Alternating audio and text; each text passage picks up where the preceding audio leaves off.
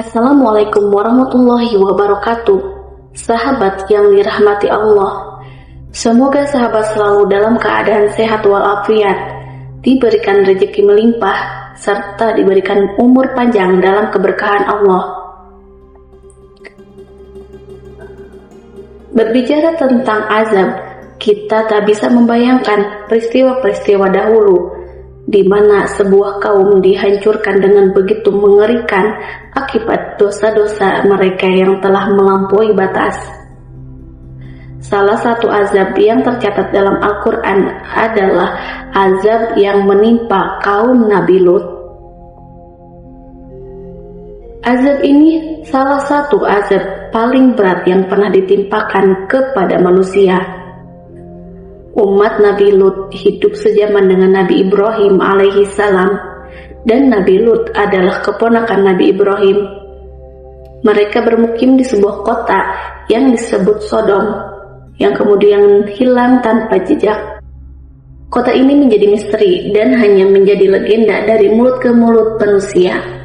Namun Allah membenarkan kisah ini dan menjadikannya bagian dari Al-Quran sebagai pelajaran bagi umat manusia. Kisah ini dimulai dari kaum yang memiliki kelainan seksual. Mereka menyukai sesama jenis. Laki-laki suka dengan laki-laki dan perempuan suka dengan perempuan. Mereka menikah dengan lawan jenis dan memiliki anak.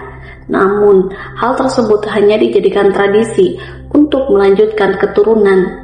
Sedangkan kebutuhan seksual dan cinta mereka disalurkan kepada sesama jenis. Bahkan jika seorang laki-laki memiliki anak laki-laki yang tampan, anak tersebut bisa diperebutkan hingga sang ayah sendiri menjadi pelaku homoseksual terhadap anaknya. Lebih parahnya lagi, mereka saling membunuh demi memperebutkan laki-laki yang dianggap tampan. Awalnya, sebelum kaum Sodom mengalami kelainan seksual seperti itu, mereka adalah kaum yang normal. Namun, dimulai dengan candaan. Mereka bercanda dengan satu sama lain dan mengatakan, bagaimana kalau seandainya kita lampiaskan kebutuhan biologis kita kepada sesama laki-laki. Bermula dari candaan tersebut hingga perilaku menyimpang tersebut menyebar dari satu orang ke orang yang lain. Kelainan ini menyebar dan menjadi penyakit dalam masyarakat tersebut. Hanya keluarga Nabi Lut saja yang masih menjalani kehidupan normal. Nabi Lut setiap harinya memperingatkan penduduk Sodom agar kembali kepada fitrah manusia, di mana mereka diberikan pasangan dari lawan jenis untuk menyalurkan nafsu dan cinta. Namun, penduduk Sodom menolak ajaran Nabi Lut dan justru semakin nyaman dengan keadaan mereka.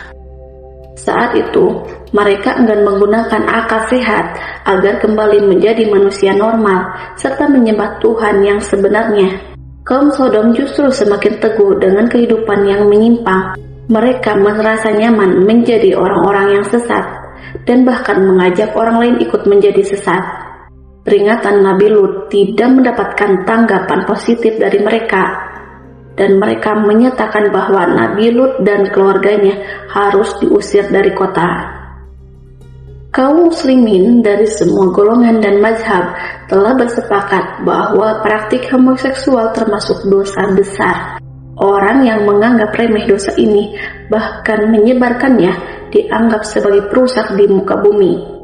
Hukumannya sangat berat, terutama bagi mereka yang memfasilitasi atau menjadi penggerak dalam penyebaran perilaku ini. Allah Subhanahu wa Ta'ala berfirman dalam surat Asy-Syu'ara ayat 165 sampai 166. Apakah kalian mendatangi laki-laki di antara manusia dan kalian tinggalkan istri-istri yang telah diciptakan oleh Tuhan kalian untuk kalian? Sungguh, kalian adalah kaum yang melampaui batas. Kaum Sodom menjadi saksi dari kekuasaan dan azab Allah yang luar biasa. Perilaku mereka yang menyimpang dan menolak petunjuk Nabi Lut menyebabkan mereka mendapat azab yang dahsyat. Allah mengirim azab yang belum pernah terjadi sebelum ataupun sesudahnya, sebagai peringatan bagi seluruh umat manusia. Allah membalikkan negeri mereka setelah Nabi Lut alaihissalam berkali-kali memberikan peringatan, tetapi mereka tetap tidak mau bertobat. Allah mengangkat negeri mereka ke langit, lalu membalikkannya dan menghujani mereka dengan batu-batu dari api neraka. Ketika azab Allah tiba, keadaan kaum Sodom berubah drastis. Azab ini diabadikan dalam Al-Quran Surat Al-A'raf ayat 84. Kami hujani mereka dengan hujan batu. Perhatikanlah bagaimana kesudahan para pendurhaka. Hujan batu yang terbakar itu menghancurkan segala yang ada di Sodom. Dalam surat Hud ayat 82-83 Allah menjelaskan, maka ketika keputusan kami datang, kami menjungkir balikan negeri kaum Lut, dan kami hujani mereka bertubi-tubi dengan batu dari tanah yang terbakar yang diberi tanda oleh Tuhanmu, dan siksaan itu tidaklah jauh dari orang yang zalim. Beberapa ilmuwan muslim menemukan bukti di wilayah Yordania dekat Laut Mati, di mana terdapat gunung yang terbalik. Bagian atas gunung tertanam di bawah, sementara bagian bawahnya berada di atas. Hal ini diyakini sebagai bukti kehancuran kaum Lut sesuai dengan yang diceritakan dalam Al-Quran. Penelitian ilmiah yang dilakukan terhadap lokasi kejadian azab kaum Sodom dan memberikan pemahaman yang lebih dalam tentang peristiwa tersebut. Kota Sodom terletak di dekat Laut Mati. Berdasarkan penelitian dan penemuan arkeologis, lokasi kota Sodom diyakini berada di sebelah timur Sungai Yordan, yang kini dikenal sebagai Yordania. Bukti arkeologis dan geografis menunjukkan bahwa Sodom dan Gomora ditemukan di Bab Edra dan Numaira, yang berada di dekat ujung utara Laut Mati. Bukti arkeologi tentang Tal El Hammam yang dianggap sebagai kandidat terkuat untuk lokasi Sodom karena adanya bukti kebakaran yang intens di pondasi dan lantai dengan pecahan tembikar yang terbakar. Suhu kehancuran diperkirakan melebihi 2000 Fahrenheit, menunjukkan adanya penghancuran yang bersifat katastrofik, dan terdapat pola ledakan melingkar selebar 8 mil yang terlihat melalui citra satelit Google Earth. Arkeologi asal Inggris bernama Graham Harris dan timnya menemukan banyak lapisan lahar dan batu basal, bukti pernah terjadinya letusan gunung Merapi dan gempa yang sangat luar biasa di kota Sodom. Temuan ini diperkuat oleh peneliti dari Jerman bernama Werner Keller yang menyebutkan bahwa di lembah Sodom terjadi gempa bumi dahsyat di tepi gunung Taurus yang memanjang sampai gunung Arabia ke Teluk Aqaba. Werner dan timnya memprediksi kalau kota Sodom masuk ke dalam jurang yang sangat dalam, diikuti dengan letusan petir, gas alam, dan munculnya lautan api yang sangat luas.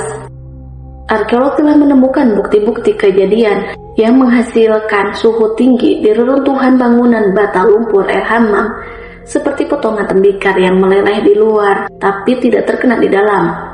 Para peneliti menyimpulkan bahwa perang, kebakaran, letusan gunung berapi, atau gempa tidak mungkin menjadi penyebabnya, karena peristiwa ini tidak mungkin menghasilkan panas yang cukup kuat untuk menyebabkan pelelehan seperti di lokasi tersebut. Mereka menduga ledakan tersebut disebabkan oleh sebuah batu ruang angkasa.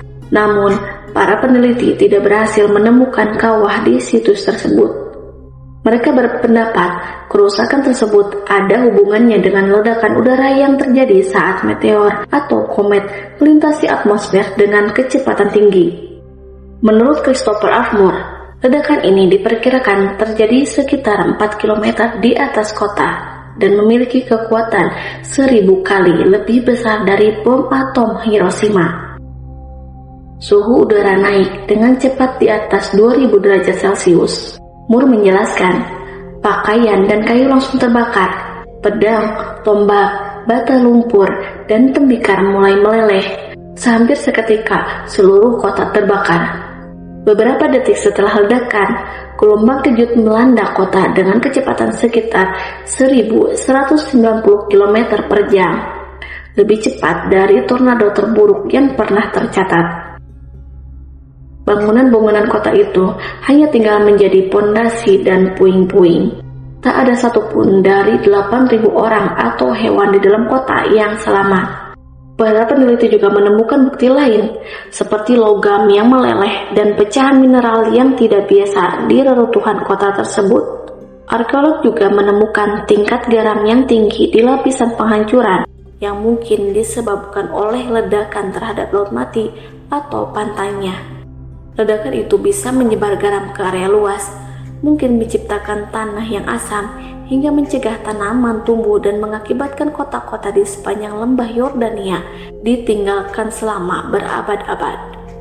Imam Al-Ghazali menyebutkan bahwa rahmat dan keadilan Allah selalu seimbang. Jika suatu kaum rusak dan tidak ada lagi kebaikan, kehancuran bisa menjadi bentuk kasih sayang Allah agar keburukan tidak menyebar lebih luas lagi.